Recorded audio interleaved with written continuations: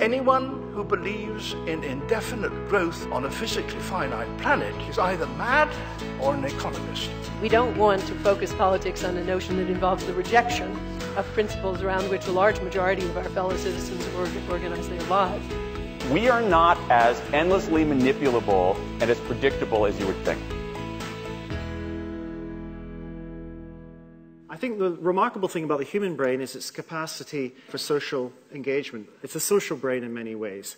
And it's the way that we can coexist and cooperate and live in communities and generate cultures, which I think is our defining feature. Now, of course, other animals live in groups as well, and indeed some primatologists would claim that there's culture in other animals, but nothing to the extent that we experience as humans. And so I really wanted to focus on the pro-social capabilities of humans. Now, this ability to communicate, of course, is uniquely human. Our language is something which you don't find in other animals.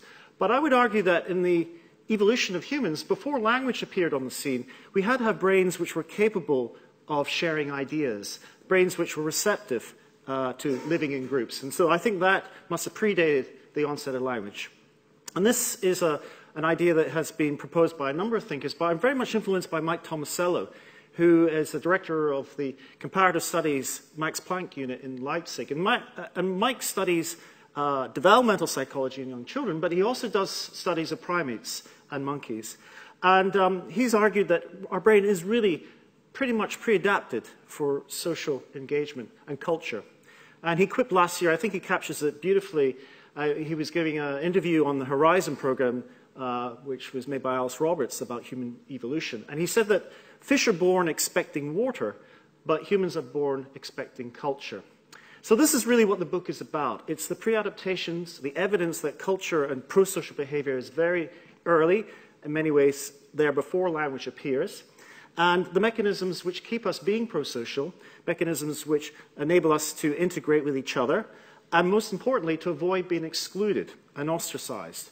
And in the book, I deal with the problems of ostracism and the effects that can have on your health. And at the end of the book, I deal with what I think is a potential epidemic of loneliness that we may be experiencing in the modern society. So the book is called The Domesticated Brain. And I got the inspiration for that title by reading an article that was the Discover magazine in 2010 by Kathleen McCulloch, in which she points out a really strange oddity of human evolution. And that is that since the end of the last ice age 20,000 years ago, the human brain has shrunk by about the size of a tennis ball, 10 to 15%. And that was an alarming fact. I don't know about you, but I wouldn't like to lose that amount of neural tissue. And so that's very odd, because that stands in stark contrast to the generally accepted view that over the course of human evolution, for the past 2 million years, the brain has been getting larger, as indeed has the brain of other animals which live in large social groups. In fact, there's a direct relationship between the size of the brain and the size of the social groups that animals live in. This is known as the social brain hypothesis. So this seems an odd fact to find the brain's been getting smaller. If you combine that with the fact that the population exploded at the end of the last ice age, we know that by an analysis of the mitochondrial DNA, that the human population increased in vast numbers, and we had to settle down into large groups. So why would a brain get smaller when we're settling in large groups? It just doesn't seem to make any sense. And in the article, a number of propositions are considered. But it was this notion of domesticity was the one that really captured me. The idea is that brains shrink as a byproduct when you become domesticated. Now, normally when you think about domestication, you think about all the features of living in modern society. But domestication has a much older and scientific precedence, most notably in the famous book On the Origin of Species by Darwin. And Darwin, of course, used the book to lay out his theory of natural selection, and it was based on his observations and his travels.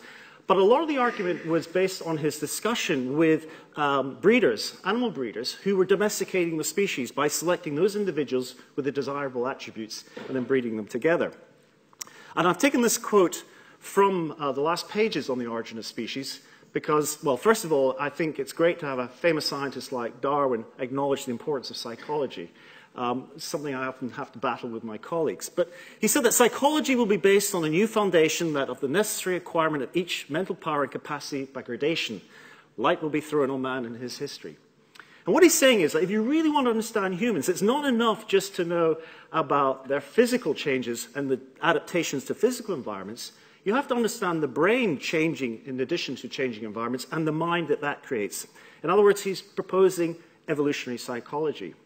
And I think what went on at the end of the last ice age was indeed the environment changed, it got warmer, but then living in large groups needed us to select for individuals who were better adapted, who were more pro-social. We had lived in groups before, there's no question about that, but this rapid increase in population required individuals who were much more conducive to being amenable to others, getting on, communicating, cooperating. And I think that's what went on. So we were domesticating ourselves.